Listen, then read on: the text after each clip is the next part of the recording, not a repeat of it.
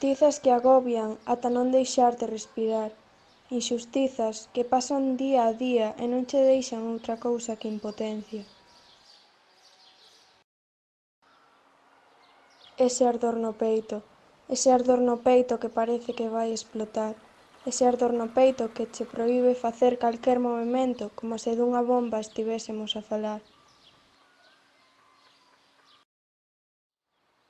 O non a gorxa tan coñecido que é inevitável esquivar, o mesmo que sentimos antes de botarnos a chorar. As incontables mortes das nosas irmáns que perecen no olvido, as incontables mortes que non se teñen en conta en numerosos contidos.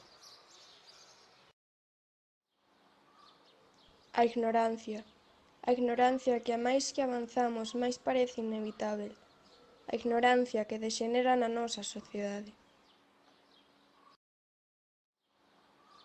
A raiva que nos fai ir máis aló da nosa rexión, a raiva que emana do noso interior con ganas de rebelión. A reflexión que buscabamos neste confinamento, a reflexión que tivemos moitas de nós, pero outros non.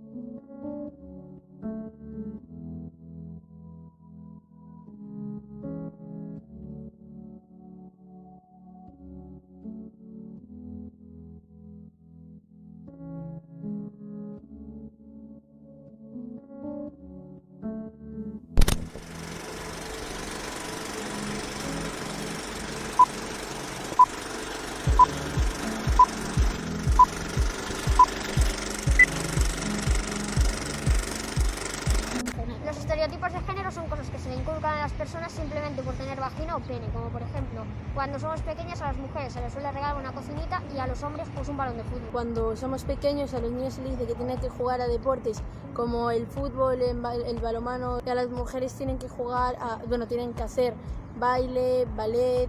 Las mujeres tienen que llorar más y mostrar más sus sentimientos, mientras que los hombres no pueden llorar en público y tienen que ser más fuertes. Los videojuegos que son más de guerra con armas suelen ser cosas para hombres y para mujeres, pues por ejemplo el pinturillo, que es cosa de dibujar, cosas así.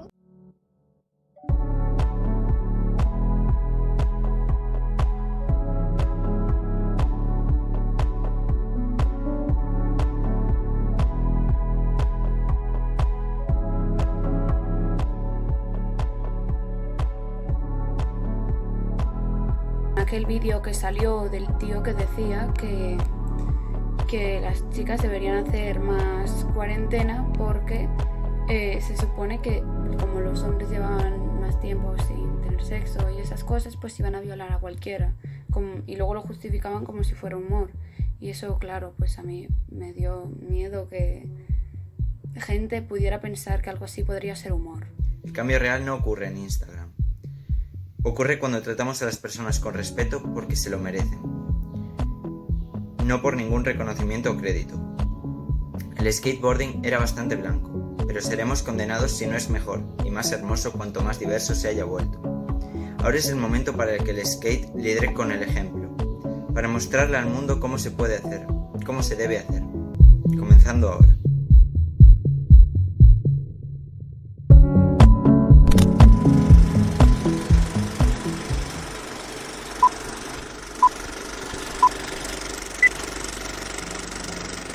Cando entro na clase, se ve unha zona ordenada, penso que é ali, que esa mesa é dunha nena. Ou se alguén me entrega algo con boa letra, penso que é unha nena. E son estereotipos, non é verdade sempre. Penso que ese todavía é un proceso que teño que facer máis comigo mesma, porque é moito máis fácil, pois, polo menos para mí, loitar contra que mal están feitos os libros que non falan de mulleres, que contra os meus propios. Os artistas son sempre os homes, e para encontrar unha muller artista que salga nos libros, vamos, non hai. En los libros de la ESO, non. De feito, mira, matemáticas, historia, non? Aquí están os estereotipos característicos das nenas e dos nenos. canto queda por facer, pero tamén que é apasionante poder traballar, e o mellor traballar con eles e con elas, non? Que eles sexan capaces de, se conseguíramos, bueno, pues que cada quen realmente desenvolva as súas potencialidades como persoas, non? O término persoa, que é tan importante en educación tamén. Pois sí. En fin. Fin. Que te Que parece? vaya rollo. Guai, guai. Parecemos profe.